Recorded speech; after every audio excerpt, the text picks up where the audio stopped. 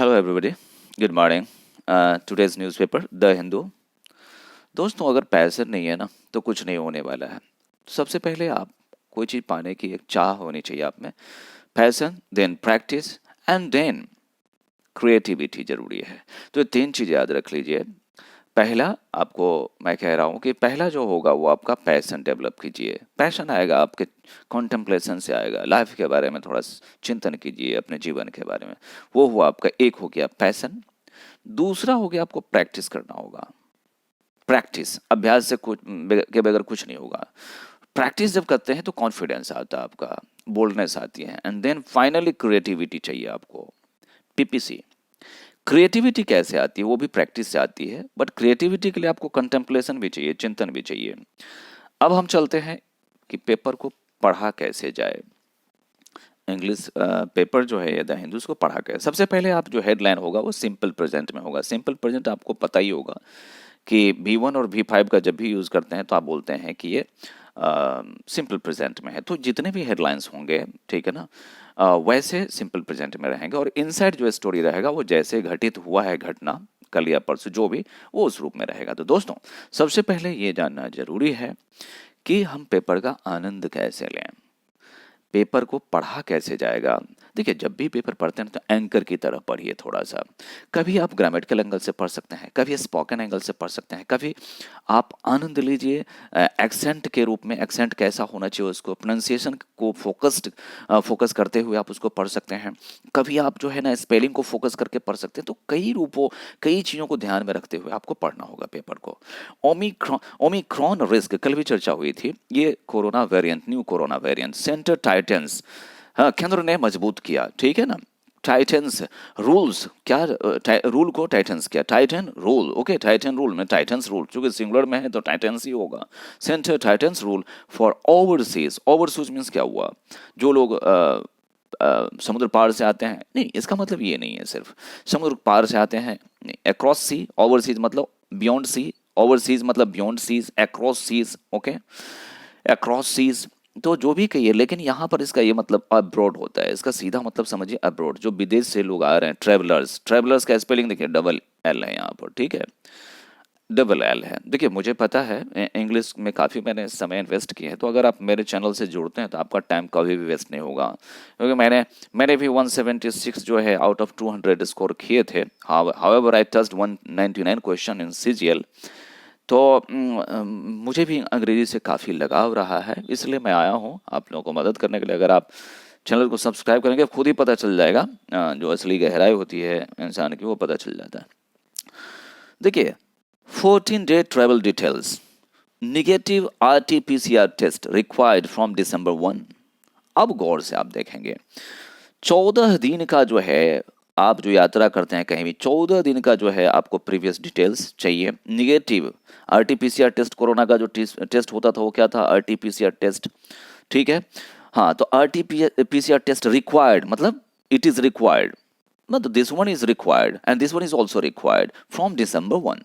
December 1 से इसकी भी जरूरत पड़ेगी। कोई भी अगर ट्रेवलर्स आ रहा है, वो इज कमिंग फ्रॉम ओवरसीज, तो बाहर से अगर कोई आ रहा है तो these two things will have to submit here, okay, before coming here they will have to submit both these two things। तो अगर वो उनको ये दो चीज वहीं से लाना होगा, यहाँ से तो नहीं मिलेगा, सारा चीज मैनेज करके आना होगा। देखिए क्या है, हम प्यार से इसको पढ़ते हैं, आनंद लीजिए। सबसे पहले कभी कभी इस अंदाज में पढ़िए। देखिए, the union health ministry on Sunday received revised guidelines mandating that all international passengers entering India have to submit 14-day travel details and upload a negative RT-PCR test report. अब कभी एंकर के अंदाज में पढ़िए, कभी कभी थोड़ा प्यार से। The union health ministry on Sunday revised guidelines mandating that all international, इसी में कहा international passengers entering India have to submit 14-day travel details and upload a negative RT-PCR test report on the air and सुविधा portal. एक portal है जिस पर उसको ये अपलोड करना पड़ेगा। अगर विदेश से आ रहे हैं आपको, तो ये पोर्टल पर आपको अपलोड करना पड़ेगा अपना RT-PCR टेस्ट, है ना। बिफोर द जर्नी से पहले ही आपको अपलोड करना पड़ेगा। मान लो इंडिया आप आ रहे हो तो ये आप अपलोड कर दो, और आपके पास में जो है ना ये जो है डिटेल्स होना चाहिए। इसके बाद देखिए, from December 1, this will be applicable from December 1। Moving to the next, the RT-PCR report to be uploaded should have been conducted within 72 hours prior to the journey. मतलब 72 घंटे. अब इसको थोड़ा ध्यान से समझे. कुछ बच्चे अंग्रेजी में कमजोर होंगे, उनको दिक्कत अभी भी होगा.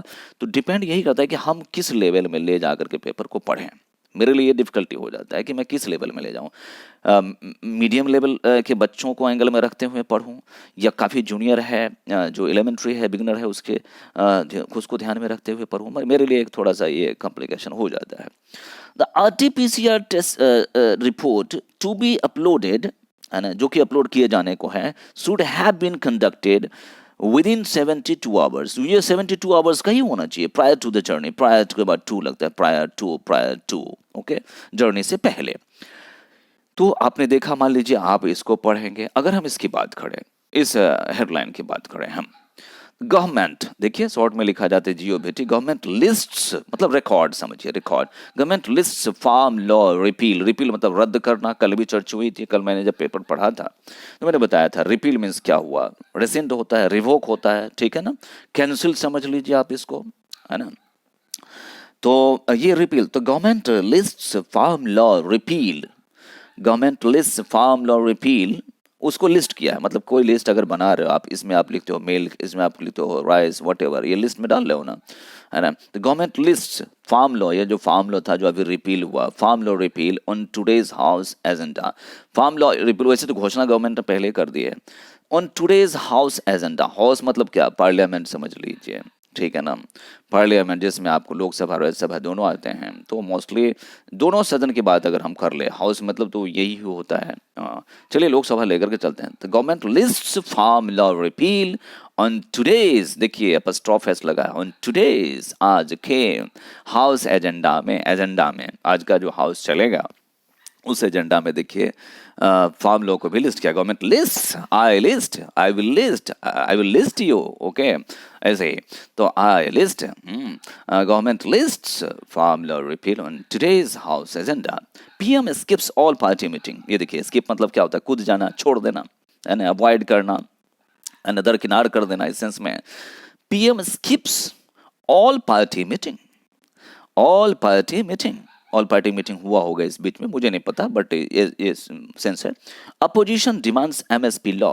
अपोजिशन देखिए जो विरोधी दल होते हैं उसको क्या कहते हैं, विरोधी. Opposition, opposition, opposition demands, I demand, I will demand, you will demand. Opposition demands MSP, minimum support price, what जो भी होता है फुल फॉर्म, एमएसपी लॉ.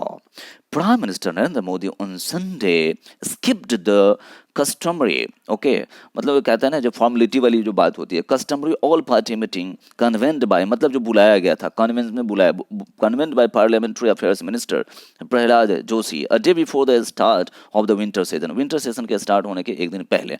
देखिए ये है. तो बात ये मैं कह रहा हूँ कि जब आपको पेपर पढ़ना है, यहाँ देख लीजिए अगर इसको, तो शुरू में तकलीफ होगी. ऐसा नहीं है कि आप 2 दिन में पेपर के मास्टर हो जाएंगे, है ना. किसी भी पेपर को आप हिंदी के, मुझे तो हिंदी ही लगता है सब मोस्टली, है ना. मैं इसको चाहूँ तो हिंदी में भी अंग्रेजी पढ़ते हुए मैं इसको हिंदी में पढ़ सकता हूँ, स्लो थोड़ा. सारे चीज़ों को मैं अगर कहूँ कि हिंदी में ही पढ़ूँ तो मैं पढ़ सकता हूँ, क्योंकि इस पर काफ़ी दिन मैंने काम किया है. आज की बात नहीं है. 2006-07 से 2006-07 से मैंने शुरू किए थे थोड़ा थोड़ा, तो स्वाभाविक इम्प्रूव हो जाता है. Step up testing facilities, centre urges states. मतलब आप अर्ज मतलब क्या समझिए, है ना, डिमांड रिक्वेस्ट समझिए, ठीक है ना.